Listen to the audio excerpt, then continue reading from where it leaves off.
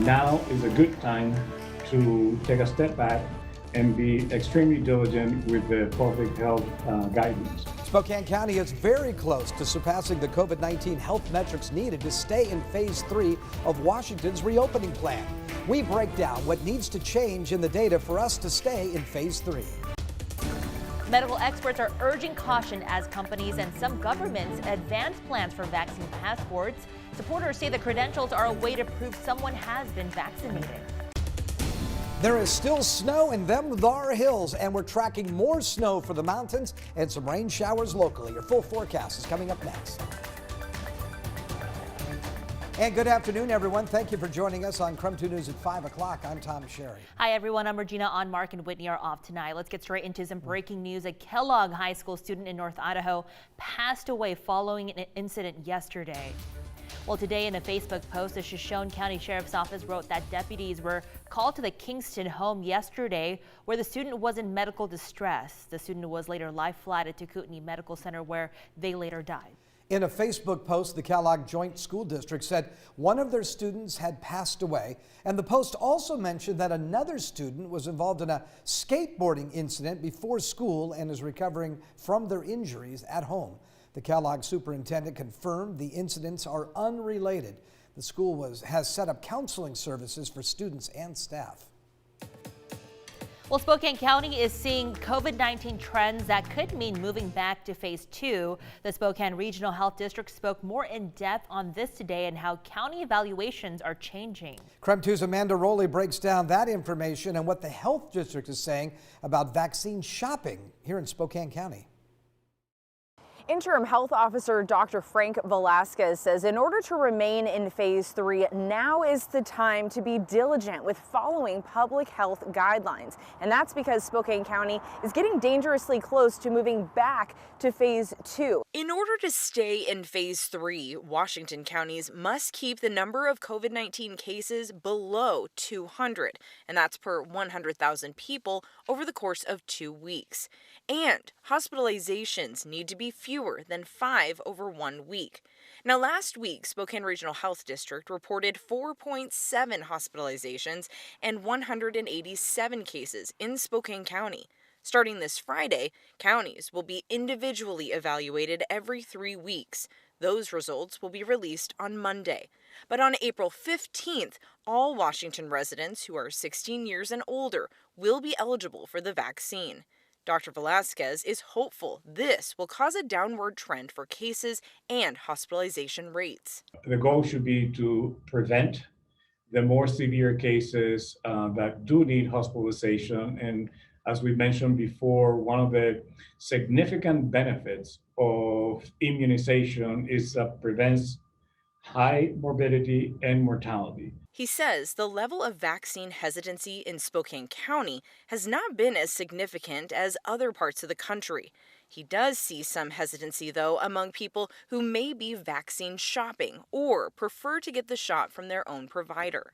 A lot of people feel more comfortable going to their own provider when their own provider has that vaccine. They don't want to go to a place they don't know. They don't want to go to a provider they have no relationship with. Amanda Rowley, KREM 2 News. All right, let's take a look at weather now. We did see some sunshine earlier today, but now it is cloudy out there and a little bit windy. So, Tom, what can we expect for the rest of this week? Well, we're talking about more wind, a few showers tonight, maybe a little bit tomorrow, and then we'll check your weekend forecast as well. So we've got rain at times under the windy conditions, chance of rain Thursday, continued windy, and then we'll look for a chance of rain on Saturday, also windy with a little bit of blowing dust. So just unsettled, very typical spring weather for us to enjoy. Again, you're looking at the rain that we're talking about, and that's a look at the anemometers just spinning around over there on Lake Coeur d'Alene. We're at 52 degrees right now. You can see the wind is out of the southwest at 18 miles per hour. We're seeing some higher wind gusts, though. Should see an overnight low of 36 degrees. Tomorrow we'll look for a daytime high of 52. Again, chance of rain or even snow showers in the higher elevations and into areas of northern Idaho. They've got the better chance of seeing some of that. For the weekend, I've got cool and windy weather on Saturday with with a few showers and 51. A cold morning Sunday, but then it gets mild in the daytime under mostly sunny skies. We'll look for a daytime high of 55. I'll check the rest of your 7-day outlook coming up in a few minutes. Regina? All right, Tom, doesn't look too bad. Thank you. Well, the Spokane Community College is hosting a vaccine clinic. The site is being run by Chaz Health, and appointments are available starting tomorrow. The clinic is opening to meet vaccine demand in our area, so the site will be located at SCC's Walter S. Johnson Sports Center building. It's scheduled to be in operations over the coming weeks and months. An appointment is required to receive the shot. You can sign up on the Chaz Health website. Community members do not need to be patients of Chaz to receive a vaccine. However, they must meet current eligibility requirements in Washington state. So here's who is currently eligible for the shot. Anyone age 16 and older with 2 or more diseases or medical conditions, anyone age 60 and older, anyone living or working in certain congregate settings, additional high-risk critical workers in congregate settings as well. So for a link to make an appointment at the Chaz Vaccine Clinic, just text the word vaccine to 509-448-2000. It's a cost, it's a burden. I'm driving my old vehicle right now. A Washington state lawmaker is facing some pushback for speaking in a committee hearing while driving her car. Senator Rebecca Saldana attended a meeting about a new multi-billion-dollar transportation plan, but because she was behind the wheel during that meeting, what she did was illegal. The first law broken here is Washington's distracted driving law. You shouldn't be on a video call and looking at the screen while you're driving.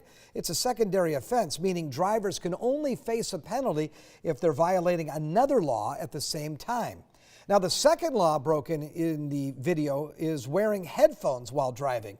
This is a violation in Washington unless you're on a motorcycle or working as emergency personnel or law enforcement. State Senator Saldana is apologizing for violating these laws. She told our Seattle sister station, "I have supported legislation about penalties for distracted driving, and like all drivers in Washington state, I must be subject and accountable to that law and all traffic laws accordingly. If I receive a citation for this driving infraction, I will pay the fine." Well, Oregon State University is working on COVID research that could help develop better treatments and vaccines. And one of the student researchers is reaching tens of thousands of people online, explaining complicated science through dance. That story when we come back.